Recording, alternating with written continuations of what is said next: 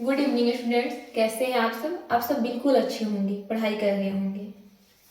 और हमें पूरा भरोसा है कि मेरे स्टूडेंट जो हैं वो सब पढ़ाई पे फोकस कर रहे हैं।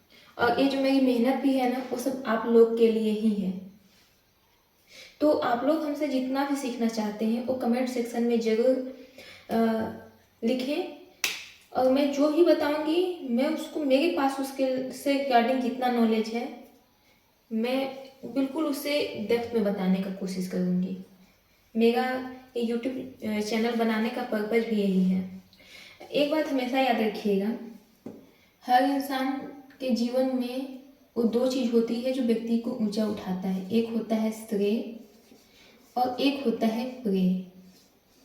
यानी कि एक होता है श्रेष्ठ और एक होता है प्रिय। ठीक है, जो प्रिय होता है उसे ही व्यक्ति पाना चाहता है, लेकिन हर वो प्रिय वस्तु जो हमें अच्छा लगती है उसकी कोई गारंटी नहीं है कि वो हमारे लिए सही ही हो। लेकिन इसकी मैक्सिमम गारंटी है कि इससे जो है आपका जीवन में जो है गिरावट आना निश्चित है। लेकिन जो श्रेष्ठ है वो आपको प्रिय नहीं के बराबर ही लगेगी, शायद ना लगे, लेकिन अगर आप अपने जीवन में प्रिय को छोड़कर श्रेष्ठ को चुनेंगे तो आप निश्चित ही श्रेष्ठ होंगे। तो जो चीज़ें अच्छी लग रही हैं उससे पहले आप ऑब्जर्व कीजिए कि क्यों अच्छी लग रही हैं। आप अधिकांश पाएंगे कि वो बस आपको एंटरटेन कर रही है, इसलिए अच्छी लग रही है। लेकिन जब आप इसे चुनेंगे ना तो शुरू में तो अच्छी नहीं लगेगी, लेकिन ये आपको श्रेष्ठ ही बनाएगी और फिर आपको कहीं एंटरटेन होने की ज़रूरत नहीं होगी। इसलिए हमेशा श्रेष्ठ को प्रायोरिटी दें। ये आपका पढ़ाई अभी आपको जरूर कष्ट देने वाला लग रहा होगा, हेक्टिक लग रहा होगा, लेकिन ये श्रेष्ठ है और आप स्टूडेंट हैं, अभी आप पढ़ाई को प्रायोरिटी दीजिए। तो हम आ जाते हैं अपने क्वेश्चन पे। क्वेश्चन है let A be a set containing two elements A and B and B be a set containing three elements A, B and C. Is A subset of B? What is A union B? अगर A B का subset है तो A union B क्या हो जाएगा? तो हम क्यों ना इसे हम वेन डायग्राम से देख लें। मान लीजिए A के पास A हमारा क्या है, सेट A हो गया, ठीक है, और A क्या है हमारा सेट B है। A के पास कितने एलिमेंट्स है, 2 एलिमेंट्स है। B के पास कितने एलिमेंट्स है, 3 एलिमेंट्स है। ठीक है, तो हम देख रहे हैं कि जो एलिमेंट A है वो दोनों में है, इसलिए हम इसे दोनों के बीच में रख दे रहे हैं, क्योंकि इस सेट A में भी A है और इस सेट B में भी A है। अब वो एलिमेंट B भी आप देखिए कि दोनों में है, यानी कि B को भी हम यहाँ पे लिख देंगे। सेट A के दोनों एलिमेंट सेट A में लिख दिए। अब वो एलिमेंट जो कि सेट B के हैं और अभी तक नहीं लिखे गए हैं, तो A और B तो यहाँ पे लिखे जा चुके हैं, C आपका बाकी है, लिख दिए। और A और B चूँकि दोनों में कॉमन था इसलिए हम दोनों के बीच में लिखे, यानी कि इंटरसेक्शन में लिखे। जो दोनों सेट में कॉमन होता है वो उसका इंटरसेक्शन होता है। ठीक है, अब आप देखिए क्या कहा जा रहा है कि A जो है क्या है आपका, वो B का सबसेट है। तो A जब आपका B का सबसेट है तो हम तो यहाँ पे इंटरसेक्शन दिखा दिए ना कि A में 2 ही एलिमेंट्स थे जो कि, और B के 2 एलिमेंट्स आपस में कॉमन है, लेकिन क्योंकि हमारा A B का सबसेट है तो इसे हम इस तरह से लिख सकते हैं क्या, इसे हम A हमारा सेट B हो गया और A हमारा सेट क्या है, A है। A हमारा A है और A जो है हमारा सेट B है। अब A और B इस सेट A में भी है, इस सेट A में भी है, और A और B क्या है, ये सेट हमारा B में भी है। B का एक एलिमेंट रह गया C, जो कि सेट A में नहीं है। तो यहाँ पे आप देख पा रहे हैं कि B जो है सेट A को अपने आप में कंटेंट किए हुए है। That mean set B containing set A। That means कि यहाँ पे A क्या है, आपका B का सबसेट है। तो जब आपका A B का सबसेट है तो जब हम दोनों का यूनियन करेंगे, यानी कि दोनों सेट को जब हम मिलाकर लिखेंगे तो हमें क्या मिलेगा। तो जब हम दोनों का यूनियन करेंगे, यहाँ पे आप देखिए सेट A सेट B में है, तो जब हम दोनों को मिलाकर लिखेंगे तो ओवरऑल हमें सेट B ही तो मिलेगा।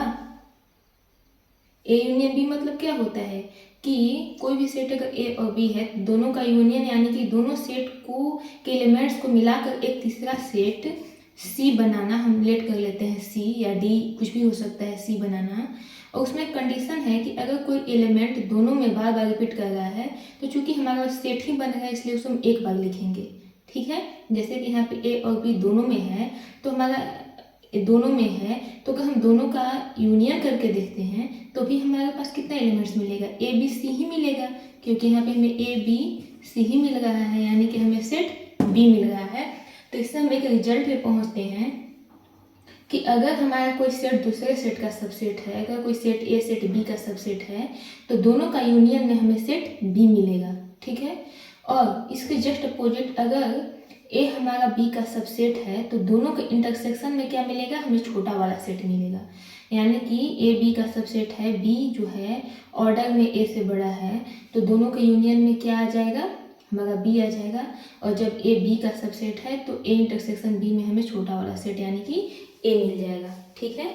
तो इससे आप डायग्राम से समझ लिए होंगे, मैथमेटिकली आप इसे लिखिएगा कॉपी में, ठीक है।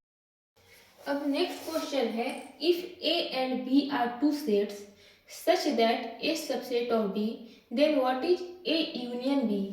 सेम वही चीज है जो हम इस क्वेश्चन में बताए ना कि अगर ए और बी कोई दो सेट है और अगर ए बी का सबसेट होगा तो उसका यूनियन में हमें सेट बी मिला। तो अब एक वही चीज पूछ रहा है क्वेश्चन के थ्रू कि अगर ए और बी कोई दो सेट है, ठीक है, जैसे ए हमारा एक सेट है, ए हमारा क्या है, एक सेट है, बी क्या है, हमारा एक सेट है। अब कह रहा है कि ए जो है हमारा बी का सबसेट है, तो यहाँ पे हम क्लियरली देख रहे हैं कि यहाँ पे सेट ए जो है सेट बी का सबसेट है, ठीक है।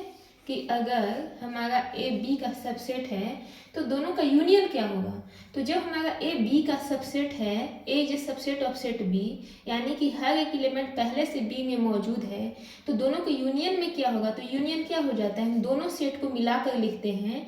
और उसमें कंडीशन क्या होता है कि कोई भी अगर एक एलिमेंट्स दोनों सेट में है तो हमारा जो नया सेट तैयार होता है, मान लीजिए उसको नाम हम सी दे देते हैं या डी दे देते हैं, मान लीजिए डी ले लेते हैं, तो उस डी में क्या हो जाता है, हमारा एलिमेंट एक ही बार होता है, क्योंकि ऑलरेडी हम तैयार सेट ही कर रहे हैं, दोनों का यूनियन भी क्या होता है, सेट ही होता है। तो आपका ये जान जाइए कि ये आपका फार्मूला की तरह ही से लीजिए कि अगर ए बी का सबसेट है और क्वेश्चन भी कहेगा कि ए आपका बी का सबसेट है, तो ए यूनियन बी क्या हो जाएगा, ए यूनियन बी जो है वो आपका बी हो जाएगा, ठीक है। अगर यहाँ पे मान लीजिए पूछा रहता, मान लीजिए क्वेश्चन नंबर इसका 2 करके कि ए इंटरसेक्शन बी क्या होगा, A intersection B equal to what, तो अगर हम इसका ए इंटरसेक्शन बी फाइंड करते तो ए इंटरसेक्शन बी में जो है हमें ए मिल जाता। यानी कि कोई भी अगर एक सेट ए है, अगर किसी दूसरे सेट बी का सबसेट है तो उसके यूनियन में हमें सेट बी मिलेगा। जैसे हमारा set A containing 2 elements A and B and set B containing 3 elements A B and C, ठीक है। अब क्लियरली देख रहे हैं कि आपका सेट ए जो है आपका सेट बी में है, तो दोनों को मिलाकर जब लिखेंगे तो हम सेट बी को ही लिख पाएंगे, इसलिए हमें ए यूनियन बी में सेट हमें बी मिल जाता है। और दोनों को इंटरसेक्शन में यानी कि जो दोनों में कॉमन है, तो दोनों में क्या कॉमन है, ए और बी ही दो ऐसा एलिमेंट्स है जो कि ए में भी है बी में भी है, इसलिए दोनों के इंटरसेक्शन में आ जाएगा। अब जो हमारा दोनों के इंटरसेक्शन में पूरा का पूरा सेट ए आ जा रहा है, इसलिए हमारा A intersection B equal to set A आ जाएगा। तो यहाँ पे क्या हो जाएगा कि अगर कोई सेट ए बी का सबसेट है तो दोनों का यूनियन जो है A union B equal to आपको सेट बी मिल जाएगा और A intersection B equal to आपको सेट ए मिल जाएगा। एक इस डायग्राम से आप साफ साफ यहाँ पर देखकर समझ सकते हैं। तो आपका कंक्लूजन यही आया, हालांकि आपका सिर्फ यूनियन पूछा था लेकिन हम इंटरसेक्शन के केस में भी बता दिए, ठीक है। तो आप लोग को ये क्वेश्चन काफ़ी अच्छे से समझ में आ गई होगी। अगर कोई डाउट हो तो कमेंट सेक्शन में ज़रूर पूछें और प्लीज़ आप लोग चैनल को लाइक करें, शेयर करें और सब्सक्राइब करें। Thank you so much.